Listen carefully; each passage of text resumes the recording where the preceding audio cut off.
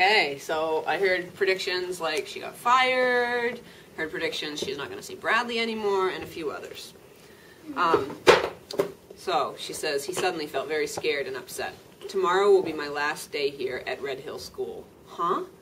That's why I'm so glad you've written such a wonderful book report. I know you can continue to do good work without me. I'm very proud of you. You're leaving? She nodded. I've been transferred. I will be teaching kindergarten at Willow Bend School. But I want to thank you, Bradley. You've made my short time here very special. I'm so glad we got to know each other.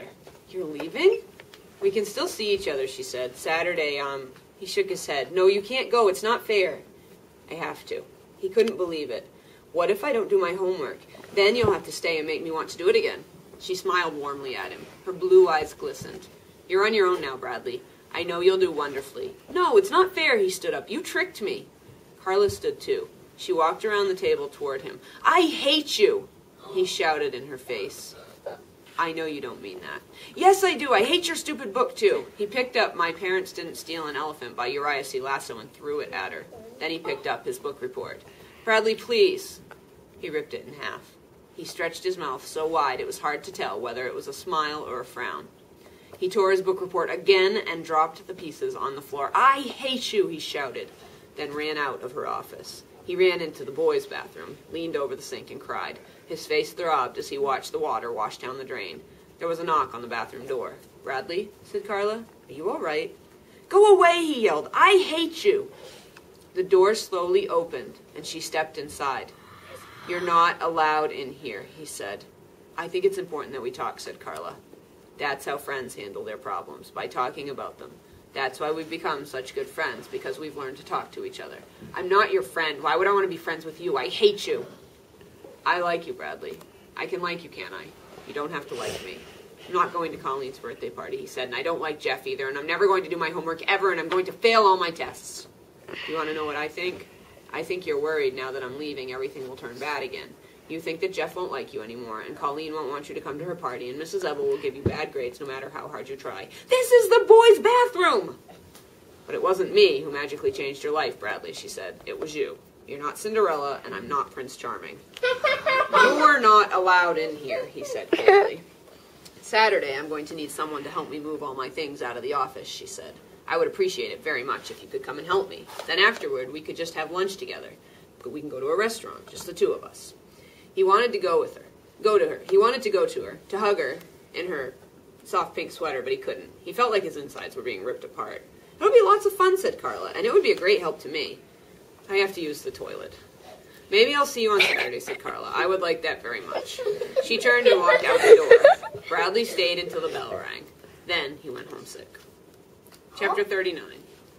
Ronnie hopped along, singing doo-dee-doo-dee-doo.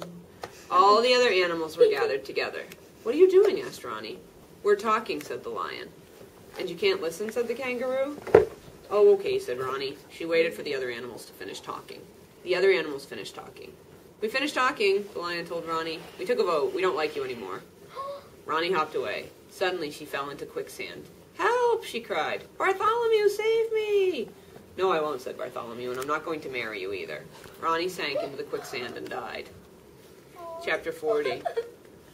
Bradley's mother took his temperature and told him he was normal. I am not, he argued. He's not normal, Claudia agreed. He's bizarre. Bradley felt as if his stomach were tied in a knot. Every time he thought about Carla, he felt the knot pull tighter. I hate her, he repeated as slowly as he walked to school. He repeated as he slowly walked to school. When he said he hated her, the knot in his stomach loosened just a bit. He sat at his desk in the back of Mrs. Ebel's room, last seat, last row. Hi, Bradley, said Jeff, sitting down next to him. Where were you yesterday? Were you sick? He didn't answer. Jeff wasn't his friend. He didn't have any friends. Bradley, called Mrs. Ebel, will you come here, please? He dragged his feet to her desk. I was sick yesterday, he told her. Call my mother if you don't believe me. Mrs. Ebel waved that away. Just wanted to tell you how much I enjoyed your book report, she said. It made me want to read the book. Huh? Miss Davis gave it to me yesterday, Mrs. Ebel told him. She explained how she accidentally ripped it. Accidentally ripped it into 8 pieces? He stared at her, amazed, then noticed his book report taped together lying on Mrs. Ebel's desk. The very top, in red ink, was the word excellent. I gave you a gold star, said Mrs. Ebel. He picked up his book report and ran back to his desk. There it was, next to the name, Bradley Chalkers, a gold star. He slowly sat down as he stared at it. It seemed to shine brighter than all the other stars. The knot in his stomach jerked tight, and he had to look away. The star reminded him of Carla. She's such a liar, he thought. She said she accidentally tore it up when I was the one who did it. I hate her. He shoved his book report in the back of his desk. The knot loosened. He walked all recess. The other boys called to him from the basketball court, but he pretended not to hear them. He just kept walking. Okay, he decided, I'll go see her at lunch. I'll just say goodbye to her, that's all. Everyone was looking for you to play basketball, Jeff said when he returned to class. I told him you were still sick from yesterday. I'm not sick, said Bradley. I'm normal. When the bell rang for lunch, he walked to Mrs. Ebble's desk to ask for the hall pass. Yes, Bradley, she said. He couldn't talk. The knot in his stomach was so tight it choked off his vocal cords. He stuck his hands in his pockets and walked outside. He sat in a far corner of the playground. Twice he thought he saw Carla. First time it was a third-grade girl. Second time it was a tree. His stomach was too knotted up to eat anything. I saw Carla, Jeff told him after lunch. I went to her office to say goodbye. She said she'd like to see you. She said she'd wait in her office after school for you in case you wanted to talk to her. She asked me to tell you that. Bradley closed his eyes until the knot loosened. Don't you even want to say goodbye to her, Jeff asked. He shook his head. He could picture her waiting in her office for him. He'd walk in and she'd say, Hello, Bradley. It's a pleasure to see you today. I might appreciate your coming to see me. She might even kiss him again. When the final bell rang, he walked directly home. The knot inside him tightened with every step he took. I hate her, I hate her, I hate her.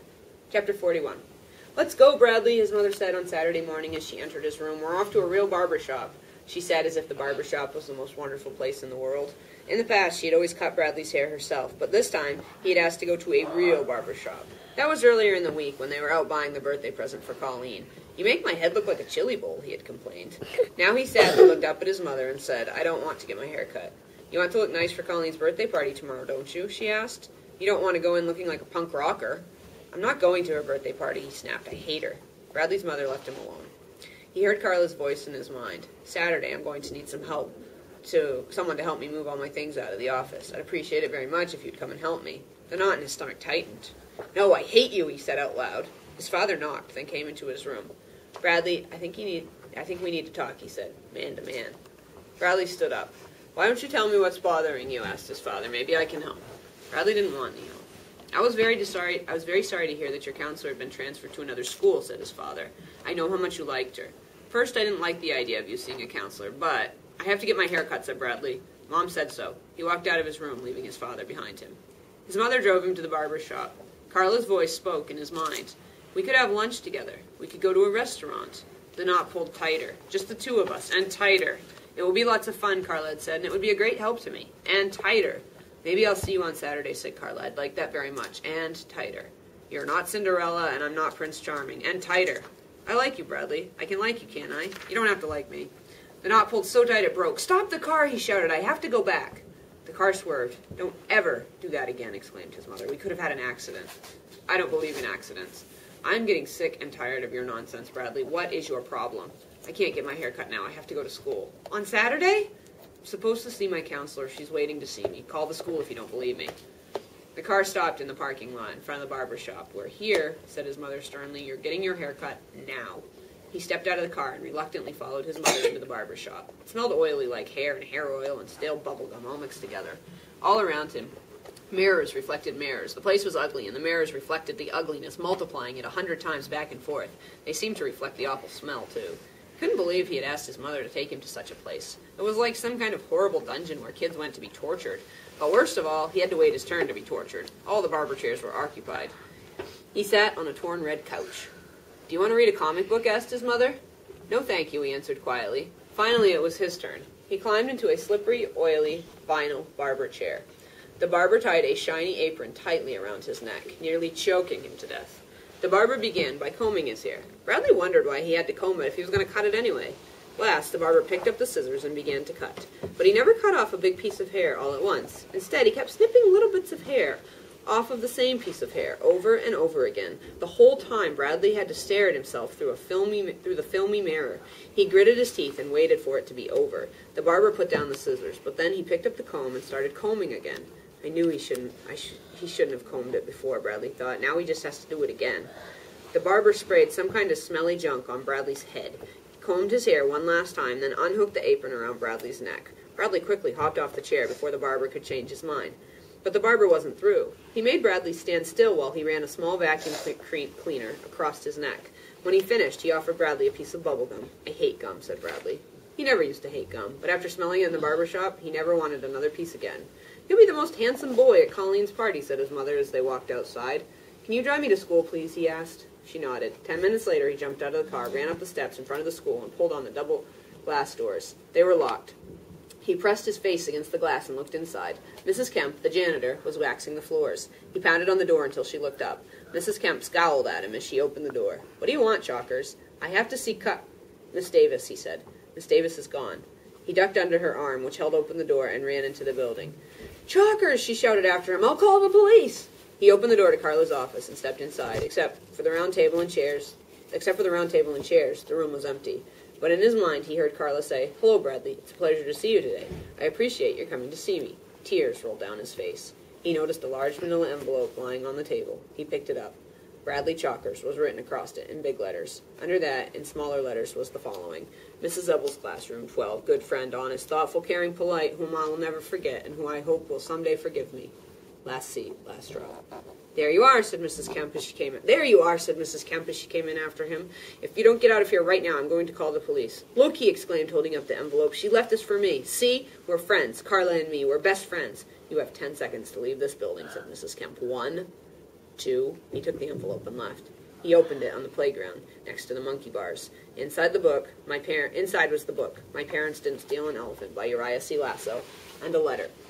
"Dear Bradley, this book was a present from me to you. It was a gift from the heart, and that kind of gift, for better or worse, can never be returned. I'm sorry for hurting you. I didn't mean to. If it makes you feel any better, you hurt me too. When you didn't come to see me Friday or Saturday, I kept hoping I'd see your happy face walk through the door. I hope you didn't mind that I gave your book report to Mrs. Ebble. It was just too good to throw away. You can do such wonderful work. Now, if only you can learn how not to rip it up. I hope you went to Colleen's birthday party. If you did, I'm sure you enjoyed it. If you didn't go, that's all right too. There will be lots of other parties. You're a very likable person. You'll always be very special to me. It was always a pleasure to see you. I appreciate your coming to see me. Thank you for sharing so much with me. I love you, Carla." Bradley's father was leaning on his cane on the front stoop when Bradley came walking home. "I want to talk to you, Bradley," he said sternly. Bradley ran over to him, hugged him, nearly knocking him over. Chapter 42. Bradley tried writing a letter to Carla. His father had suggested it. He crumpled up a piece of paper and threw it in the waste paper basket. He didn't know what to say to her. The words he wanted hadn't been invented yet. Ronnie hopped along, singing doo-dee-doo-dee-doo. The other animals were taking a vote. "We took another vote," the lion told Ronnie. "We like you the best." "I like all of you the best, too," said Ronnie. Bartholomew walked up to her. "I love you, Ronnie," he said. "Will you marry me?" "Yes," said Ronnie. "And I saved you from the quicksand, too," said Bartholomew, "so you didn't die." "That's good," said Ronnie. "I'm very glad to hear that." Okay, we're going to stop right here. What I would like you to do now is I would like you to write a letter from Bradley to Carla. Okay? I want you to think about what Bradley might be thinking about and feeling right now, and I want you to write a letter about that to Carla. What's he going to say to her? Okay? In that letter. And that's what I'd like you to do.